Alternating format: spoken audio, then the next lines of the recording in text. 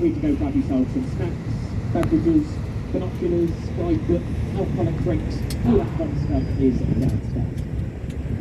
My name is Jordan, I'm going to be your tour guide for today. I'm also joined on board by my colleague George downstairs.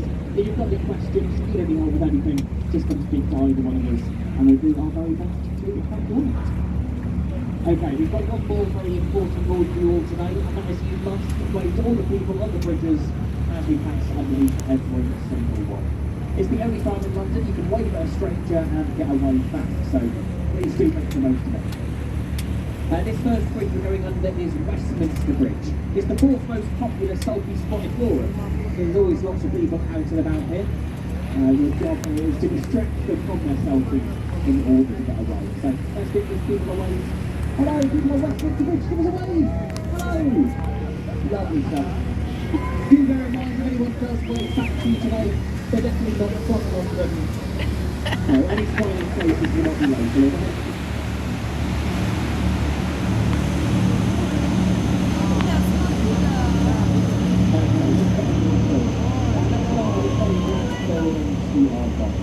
The new Palace of Westminster, or probably known as our Houses of Parliament. It's the centre of UK government. In fact, you might be able to find a few of our peers over there right now. Do feel free to give them a wave as we go past. Or any other hand gesture you deem appropriate, I certainly won't check. We call the building the new Palace of Westminster as there was an old palace. The old Palace of Westminster used to be home to the monarchy until Henry VIII. He relocated during his reign and he handed the old building over to government. That established the very first medieval Houses of Parliament, and they were on this site up until 1834. In 1834, the Exchequer at the time, the money man, he thought it would be a good idea to burn 2 carts loads of wooden tally sticks under the floors of the building. He ended up causing a huge fire, burning it all down to the ground.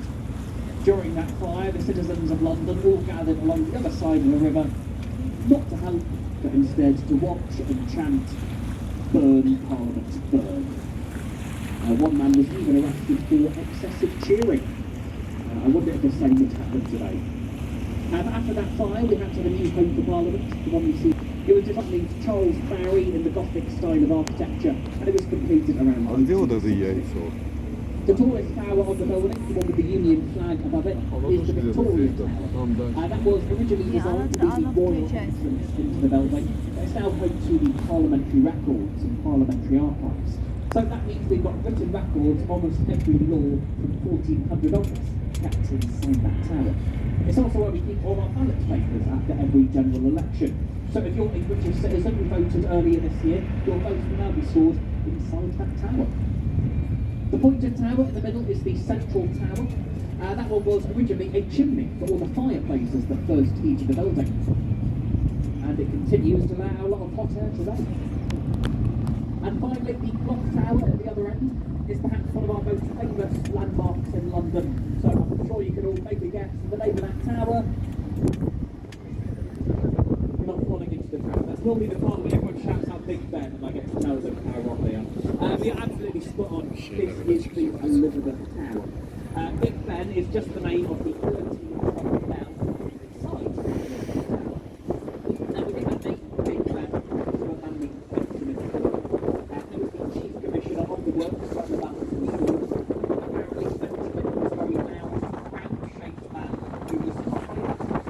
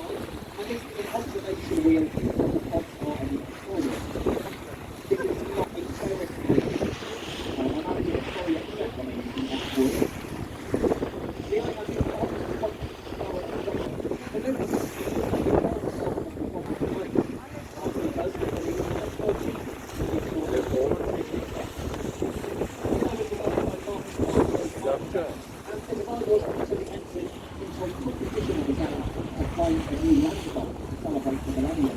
And the stats were organised in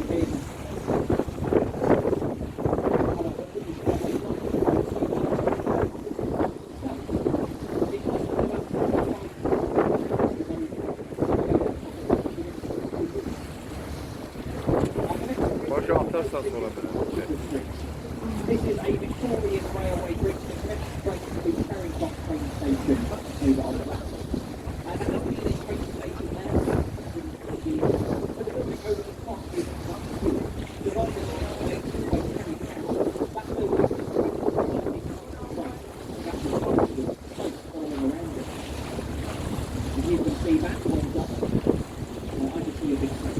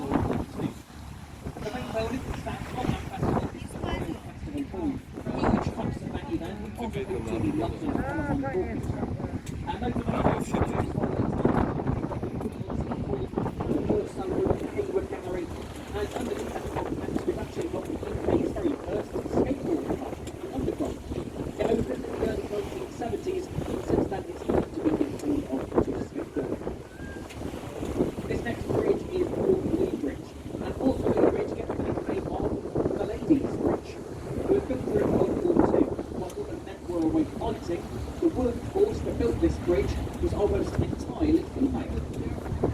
It also happens to be the first and only bridge in London to be built on time and under budget. I'm sure you can probably make some good stuff. This building to our right, is our Royal National Theatre. Like many buildings on the South Bank, it was built in the brutalist style of architecture.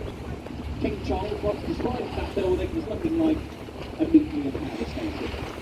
I know you do the massive public movement. I must admit I am rather fond of it. Despite its arguably rather ugly exterior, inside it you'll find 3 beautiful theatres. And you can see loads of award-winning shows, often recording at a West End or Broadway transfer at a much cheaper price. So it's always a great bargain for any kind of theatre. A little further ahead you'll see a red brick building which, as you might be able to guess, was once owned by the company Oxo, the company that makes stock tubes, still very popular in Britain today. If you look at the tower atop the building, you might think it spells out the company's name, OXO. However, I have to tell you that is technically not true. In the 1930s, when that tower was built, skyline advertising was illegal, and Oxo were taken to court for building that tower. Fortunately for them, they had a rather clever lawyer who made the argument that they had ordered a random set of geometrically shaped windows. One circle, one cross, and one more circle. And they got away with it. Unbelievable. Personally, I think the judge of that case was in the pocket of big gravy. He definitely had stock at the company. Over to the left now, you get your first great view of St Paul's Cathedral, one of the largest Roman cathedrals in the world.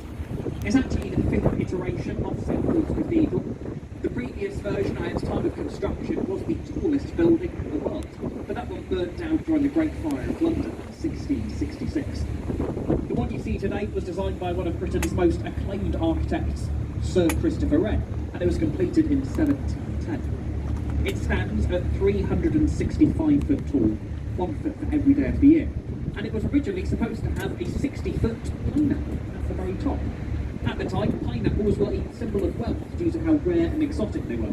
Christopher Wren wanted to include one here, but someone else must have stepped in and said, no, you can't stick a giant piece of fruit on top of our cathedral, so they settled for that more traditional cross instead. However, if you look to the left of the dome, you can see 2 towers with golden shapes at the top. Those golden shapes are, in fact, pineapples. so he did manage to sneak them in there. But more on St Paul's Cathedral once we're through these bridges. These are the Blackfriars bridges, and we've got 2.5 bridges here. You'll soon see what on earth I mean by that.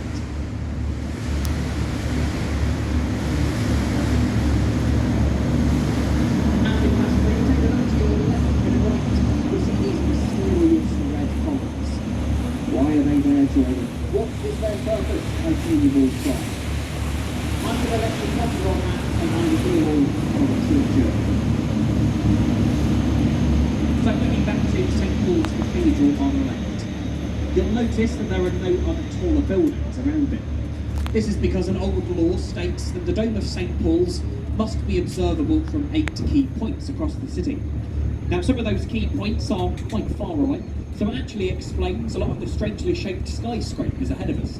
They all had to be built in a way that honoured the protected sightlines of St Paul's. Also, the City of London School on our left, you'll notice has a large glass atrium in the middle. This is so that St Paul's Cathedral is observable directly through the building from the river, which you will see demonstrated right now as we go past. Coming up on the right, you'll see a round white building with a thatched roof. This is Shakespeare's Globe Theatre, or a reconstruction of it anyway. In 1970, American director Sam Wanamaker came to England hoping to find a monument to Britain's greatest playwright, Shakespeare, and he found nothing. So he took it upon himself to build this reconstruction. It was completed in 1997, and they used all the same Elizabethan construction methods as the original. So that means no electric tools used to build the Globe Theatre. It's basically green oak wood, carved and shaped by hand, it's held together by wooden pegs, and that's the only thatched roof that's here in London too. That was outlawed in London for Great House, but the possibility for that group. The original Globe Theatre stood here until 1613, but they got up in connection with Henry VIII, and they decided to use a live cannon to create the sound effects of thunder. The sparks from that cannon landed on the thatched roof, setting the theatre ablaze. You could say it was a performance that brought the house down.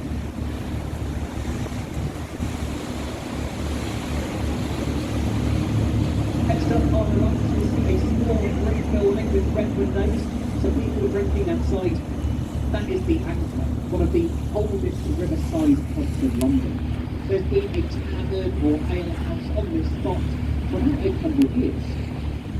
So that means William Shakespeare himself possibly drank here, at least until he was barred.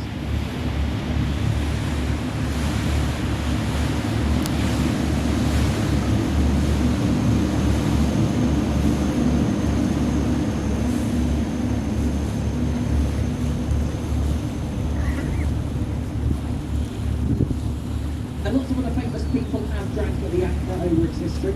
Dr. Samuel Johnson, who made one of the first English dictionaries, drank in there, and the diarist Samuel Pepys witnessed the Great Fire of London from 1920. Now, speaking of the Great Fire of London again, if you look to the left, you'll see a golden shape at the top of a tall stone column. That is the monument. It's another design by Sir Christopher Wren. It was built after the Great Fire of London to serve as a monument to it and act as an observation platform. It became somewhere where the citizens of London could go up and watch their city regrow around them after the fire. You can still go to the top of the monument today. It's got 311 steps. There's no big that the views on the top are excellent. I often say it's also a monument to the Great Fire because by the time you get to the top, your thighs are burning. But now it is time for the thing you have all come here to see today, I'm sure. The magnificent, world-famous London Bridge. The magnificent, world-famous London Bridge is standing in Ireland. Against that rather dull concrete bridge behind you all is London Bridge. The bridge ahead of us is Tower Bridge. But don't worry, you get it mixed up. Even Google gets it wrong. If you search online for London Bridge, it will often just show you pictures of Tower Bridge. Also the singer, Fergie from the Black Eyed Peas. She released a solo single in 2006 titled London Bridge, but in the music video, she was walking away on Tower Bridge. That's what's really good. Now, the next thing I want to point out is a little hard to see now as it's colouring in camouflage, but if you look very closely, coming up on your right, you may be able to see an 11,500 battery cruiser. The HMS Belfast made a really significant part during World War II. Played a really significant part during World War II, and the guns were approximately 5 of this was 12 miles, and they actually keep those guns only in position today to what directly attack the M1 Gateway service station is. Exactly why you're not entirely sure that they really are pointed at them. It's now owned by the Imperial War Museum, so you can go on board and check it out. But we are now approaching Tower Bridge. How exciting. I'm going to move to the back of the boat so you can all get a good photo of the bridge without moving. You can't make things stay seated whilst taking your photos. Do stay in your seats. That ensures everyone around you gets a good view too. And most importantly, means our captain can see where we're going. The Tower Bridge, designed by Horace Jones, built in 1894. It's a bascule bridge, which means the two parts in the middle can rise up and open to allow large ships to pass through. In its opening year, these bascules would have opened around 6,000 times within the 1 year alone, and they open less frequently nowadays, maybe once or twice a day if you're lucky. There is an old sailor's legend which claims if you wave to the people on Tower Bridge and receive a wave back, you'll earn 5 years of luck for the entire boat. So everyone make sure to cheer and wave as we pass through, grab their attention, let us all talk about. Hello, people on Tower Bridge, give us a wave! Hello! There we go, lovely stuff. See that lady waving back? That's Margaret. We pay her £5 an hour to stand there and wave back at you. As sailors were leaving the city, this is the last bridge they come on, and hopefully they have like one standing on the bridge to wave them farewell. And as we turn around here, it is here where you get your photo opportunity of the day. That's right, this is selfie with me. I do of course mean the magnificent Tower Bridge to our left. It really is a great spot to photo of the bridge from the river with the whole city behind it. So get your phones out, social media apps at the ready. Just once again, do stay seated while taking your photos. If you do post any photos on Instagram today, make sure to use all the appropriate hashtags. Hashtag Tower Bridge, not London Bridge. Hashtag Get It Right Fergie. This one will get you lots of likes. Hashtag Jordan is the best tour guide ever. One of my favourite stories to do with Tower Bridge.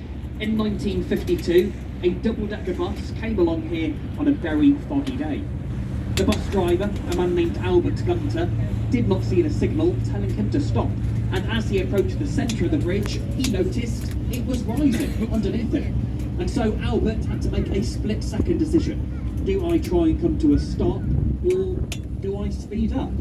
And Albert decided to put his foot down and speed up. He jumped, he cleared the gap in the middle, and successfully landed on the other side.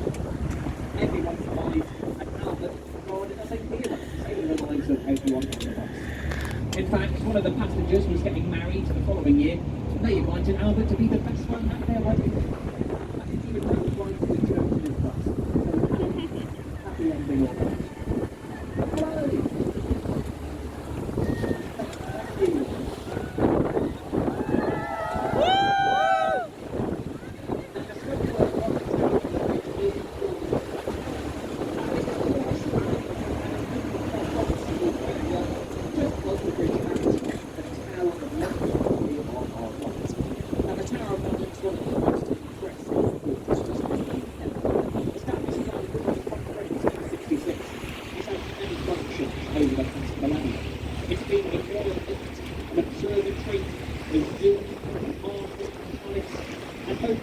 This has been a place of imprisonment, torture, and execution.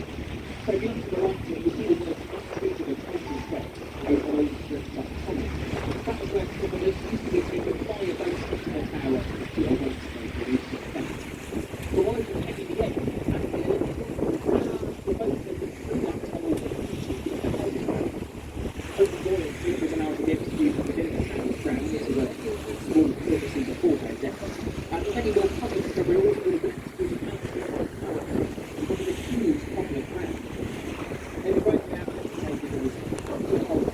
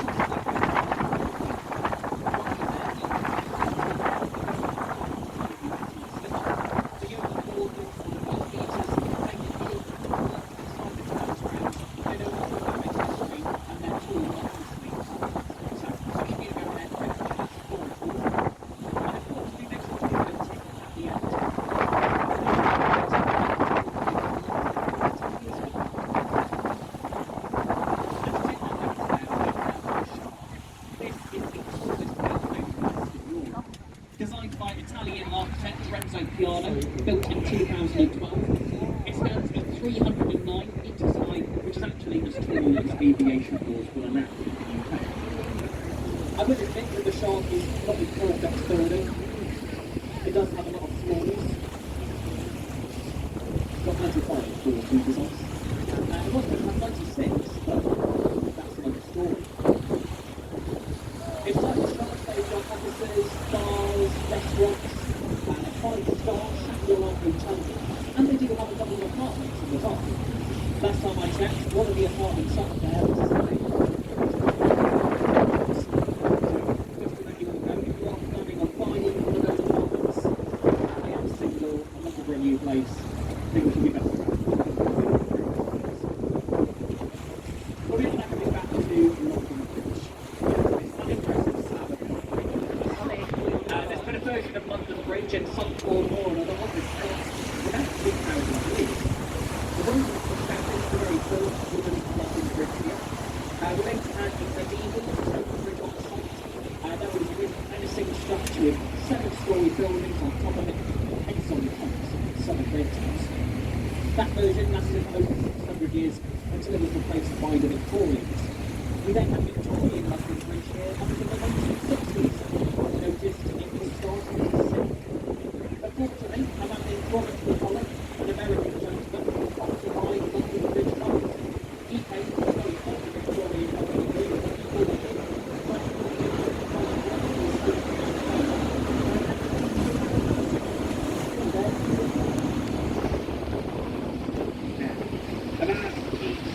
if you look to your left, you will see the pirate ship. It's a little hard to see with the sun setting behind it, but just beyond the scaffold in between these buildings, that is a reconstruction of Francis Drake's Golden Hind. In 1577, Francis Drake set sail on the original Golden Hind, becoming the first Englishman to circumnavigate the globe.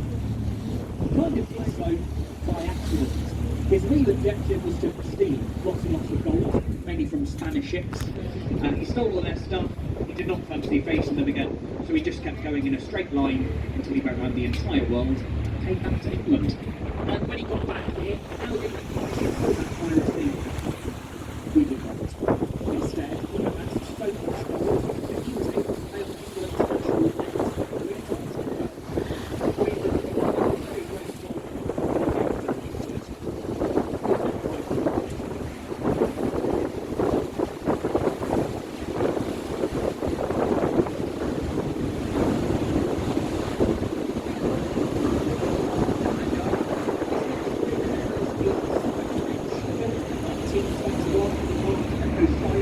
Today, London Bridge gets the nickname of the Wembley Bridge.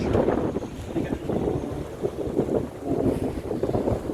Wembley Bridge as it gets the longest football out of all the bridges in the city. It connects nothing of interest on the left to nothing of interest on the right, and Google Maps generally avoids it. So anyone who sees on the bridge today is lost. It's also the only bridge in the city which is still Catholic. My dad was going to be called the Vincent. So I think it's a very romantic walk in the evenings. I must admit, I'm going to be a little bit chilly, so I think downstairs for people sitting down there. Stay outside and get your views. Hello, thank you. So, you may remember earlier we were talking about the competition that was held to find a new landmark to celebrate the millennium, where the London Eye regrettably came in second place. Well, this next bridge ahead of us is the design that won that competition. Millennium Bridge.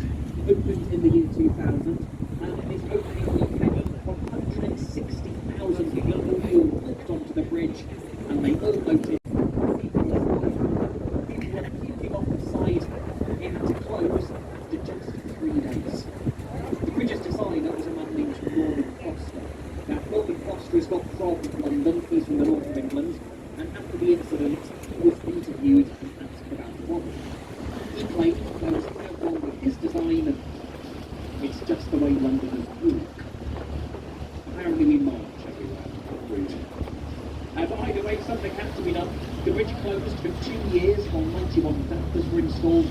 They even got one for 50 years at Cancer, and they eventually managed to be. The bridge reopened in 2002, and although it's promoted as intended for doing like a blade of light across the city, it's the nickname of the Modern Bridge. A little further ahead on the map, you can see there are a few additions to the skyline, just to the that building's official name is not the one, but we like to make names for the buildings based on their strange shapes. A few nicknames have been suggested for this one, including the boomerang, the baby bump, the cocktail shaker, or perhaps most popular, the Kim Kardashian. Sure you can. Now that building we just passed to the left is a brick chimney. It was once the Bankside Power Station. It closed in the 1980s due to the amount of pollution it was causing. The building reopened in 2000. That's my personal favourite art gallery in London. It is an art collection. Let me hold up. Check it out. So now going back to Blackfriars Bridges. We've got Blackfriars Thames Station, obviously, the only train station which spans the Thames. It's really was flooded in solar panel, which means after a sunny day in London, the train station is completely solar.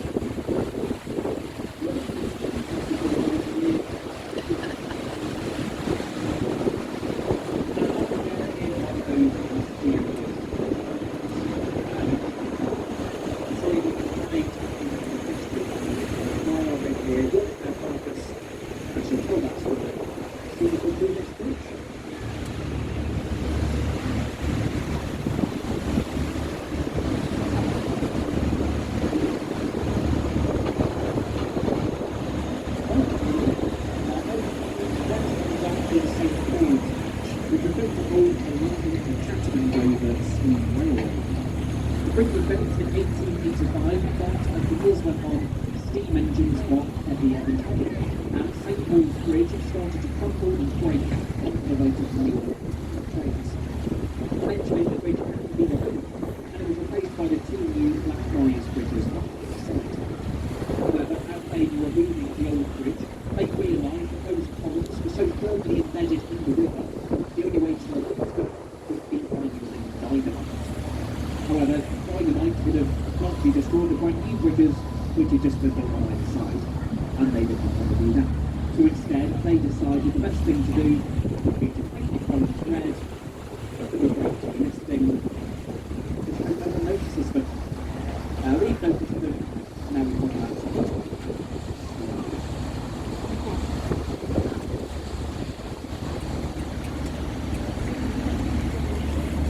So you'll notice to our right here, a lot of work's currently going on the embankment. We're currently getting an upgrade to our sewer system. It's going to be a new sewer. It's a project which has been going on for several years. I believe this section is very almost complete. The new sewage pipe is so large you could drive two double-decker buses side by side through it. Sounds like a good property. The original Victoria embankment behind it has its origins from about 1857. Over the 19th century, the population of London grew, and with that we saw a huge increase in the amount of raw waste going directly into the river. In 1857, we had a very hot summer, causing all that waste to ferment, leading to an event known as there were outbreaks of cholera across the city. Even members of Parliament noticed the stench going through the windows, and said that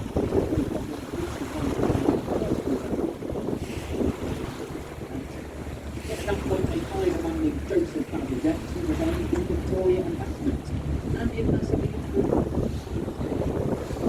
His partly thanks to the embankment, the Thames today has become one of the finest urban rivers in the world. Although you want to see different, trust me, it really is. We actually have over 125 species of marine life in the Thames. You will find seahorses, seals, porpoises. There have been sightings of dolphins in this area earlier this year, and in the past there have even been sightings of whales and sharks in the river. There you go, one good reason not to go for a swim. Along the wall of the embankment to our right, you can see several green lion nets. rings heads. Those lion heads are old Victorian mooring points, somewhere to tie the boat. But they were also used as an old flood protection system. There's a little rhyme that goes with the lions, and it goes something like this. When the lions are drinking, London is sleeping. When the lions are docked, London is flooded. This building too, on height with the green dome roof, is a sunset. It's most famously known nowadays for its art gallery, which is home to the Courtauld Institute of Art. They have housed some of the works of Renoir, Monet, Van Gogh, and they do low-to-low exhibitions throughout the year. Formerly, the building's purpose was to record births, marriages, and deaths in the city, and that gave the building the nickname of the Hatchet Building. So we're coming back to Waterloo Bridge, once again, the Ladies' Bridge. It's also the inspiration for the song by the Kinks, Waterloo Sunset. As the sun sets over the city, the view from this bridge is honestly really beautiful, and that's why I inspired the song. So once we come through Waterloo Bridge, on the right-hand side, we've got the world-famous Savoy Hotel. So you'll see it to the right here, square-shaped building, dark green tile roof, and a black hole in the middle. It was designed by Richard Gordon Parks for a company called Savoy Theatre, and it was London's first ever luxury hotel. Loads of famous names have stayed there, from Charlie Chaplin and Marilyn Monroe, all the way up to Justin Bieber and Taylor Swift. You stayed there as well? Ooh, wow. We could be friends if you stayed here. The most expensive rooms at the Savoy will cost you £18,000 a night with a 3-night minimum stay. At that price, you get your own hand-stitched mattress, butler service, and your own personal therapist. So, did you get one of those rooms? Yeah, you'll be able to say, well, if you're spending £18,000 in a hotel room, you won't need a therapist. To our right here, we've got the oldest thing you'll see along the river today, Cleopatra's Needle. That Egyptian obelisk was built 3,500 years ago. It was given as a gift from Egypt to London in 1819 as a thank you for our help at the Battle of the Nile. Now, I will repeat that. It is a gift. It's the one bit of Egyptology in London that we did not steal. Apparently, Egypt were originally going to give us one of their pyramids, but they would only give it to us on the condition that we took the pyramid apart, sell each part to 6 different countries. Each of those countries would then sell their part to 6 more countries, and so on and so forth, until we realised the whole thing was a scheme. There you go, worth talking about. Right, this is enough chance for me, but straight to the bridge and get around the back, so get it all to you, listen to it. Hello! Hello! Thank you today. Over on the right, heading to London Eye, behind the trees. You just got at the top of the building with a light green roof, lots of different flags on it. That is the Ministry of Defence. It gets the nickname of the iceberg, as what you see of it is just the tip of the iceberg. It's much larger underground than it is above ground. It's got huge underground nuclear-proof bunkers with tunnels connected to Downing Street and Parliament, so that in the event of nuclear fallout, all our politicians will be safe. Very reassuring. In 1999, when the London Eye was being built, the Ministry of Defence tried to take the London Eye to court, as they were concerned that foreign spies would go on the London Eye and from the top use telescopes, look across the river, in through the windows and spy on secret documents. This really went to court, but the court effectively told them, you're the Ministry of Defence, just buy some curtains, which they did. It was closed. Now, we will shortly be returning to the London Eye Pier, but I do ask you all in the meantime to please remain seated, just while we carry out our docking procedure, get the boat properly tied up. Also, the toilets on board are now closed. There are toilets open in the ticket office should you need, but the ones on the boat are now closed. So please do stay in your seats. The last building I'll talk about, to our left, is County Hall. This used to be a home to the Greater London Council until it was disbanded in the 1980s. It's now mostly a home for Merlin Entertainments. So as well as the London Eye ticket office, we've got the London Dungeon, Shrek's Adventure, and the Sea Life Aquarium. So if you're ever running out of fun things to do in the city, there's lots of exciting stuff going on here. And of course, the London Eye itself. They do loads of great special events on the London Eye. They offer private champagne experiences. The New Year's Eve fireworks celebrations will be happening here once again at the end of this year. And let me tell you, the London Eye has been a hotspot for romance. In fact, over the years, we have had over 6,000 marriage proposals on the London Eye. We've had 14 rejections, and it takes half an hour to go around. What would you talk about? How embarrassing. Now, lastly, if you have enjoyed the tour,